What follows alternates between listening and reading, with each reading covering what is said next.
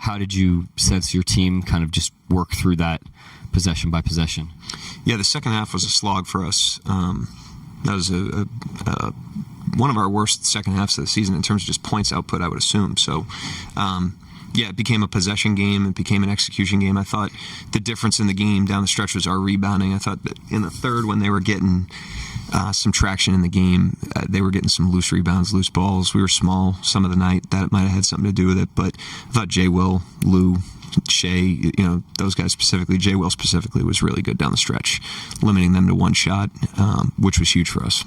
Shea's late three is really reminiscent of the game winner he hit against the Clippers here years ago.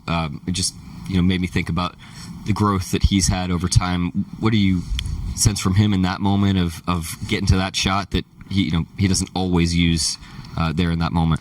Yeah, they were throwing bodies at him all night, probably more so in the first half. They were really aggressive with him. And I thought we did a good job of moving it out of there. We had 67 points in the first half. Some of that, we finished plays with the threes. But I thought, he got his cracks and got fouled, and he got his cracks and he got that three. So he's a great closer. He's great confidence in those situations.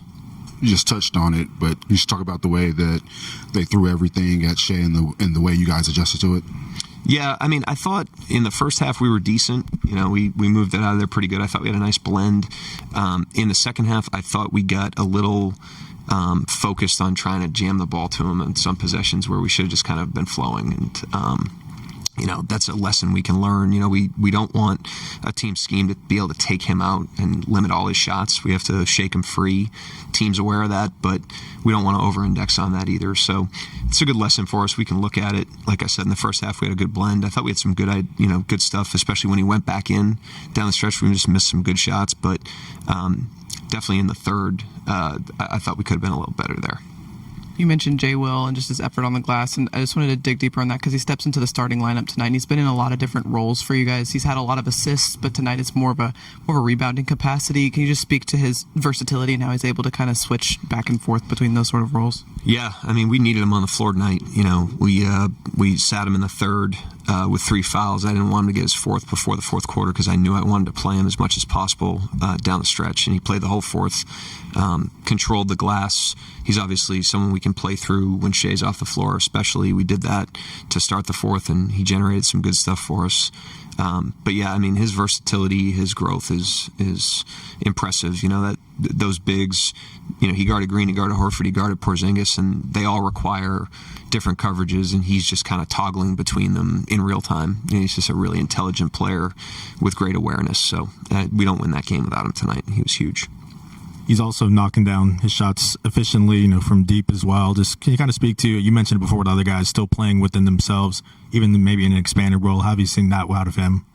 Yeah, the expanded role is really minutes related, but it doesn't really change what they do, and ideally if we're playing together and everybody's playing inside of their game, we should be able to still generate good stuff, and tonight was an example of that at different times. So he's done a great job. He plays inside of his game. He doesn't overextend. He knows what his strengths are. He knows his identity. He's honed that over time. He's only gotten better and better, and then he goes out there and he plays to it consistently. So he's very easy to trust, and he's very easy to trust on a night where we obviously needed him to play 30+ minutes. Kayson's been a guy who's been playing on both ends his entire career, but with the uptick and sort of his usage, how much more impressive is it to see him sort of maintain what he's able to do on defense with that added load on offense? Yeah, he's had a couple real performances on that end of the floor. Harden here comes to mind. On that Sunday afternoon, he was minute for minute with him and did a great job on that cover, which is obviously as difficult as it gets. And the other night on Brunson, we shifted Lou to Towns because our bigger wings weren't out there, and he guarded Brunson much of the night. And Brunson's obviously a guy that gets where he wants to go and can usually control a game. And I thought Kayson made him earn everything. So he has been impressive. That's a great observation. He's taken more usage, he's taken more minutes, and his defense hasn't dropped off. So, that's a good thing. Jared's been here about a month. Is he showing up more on the opposition's, scouting report a little bit more? Looked like his shots been more contested tonight a little bit. Yeah, maybe. You certainly have to account for him when he's on the floor because how aggressive he is and how well he shoots it. I think his offensive stuff is a byproduct of how we're playing, and so if there were some times in the first half he was able to get his cracks. In the second half he didn't. I don't think that was related to Golden State or Jared. I thought that was related to our offense. Some of the stuff I was saying before about how we found ourselves in the mud. That runs downstream and it impacts everybody's ability to play to their